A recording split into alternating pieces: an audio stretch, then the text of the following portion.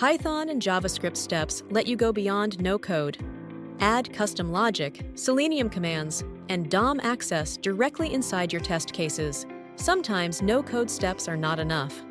When you need custom logic or direct DOM access, SmartestQA gives you Python and JavaScript steps built right into your test cases.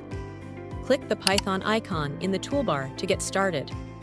The browser commands list opens with 132 ready-made Selenium commands, organized into categories like alerts, cookies, data generation, element actions, and more.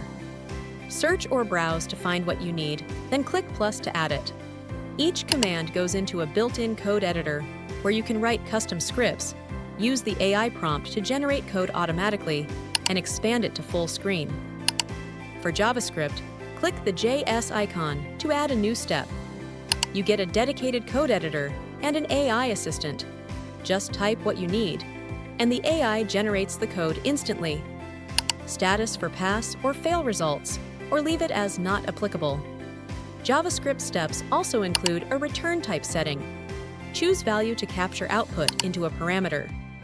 Python and JS steps give you the power to go beyond standard actions, from reading page data to executing complex logic, all within the same test case.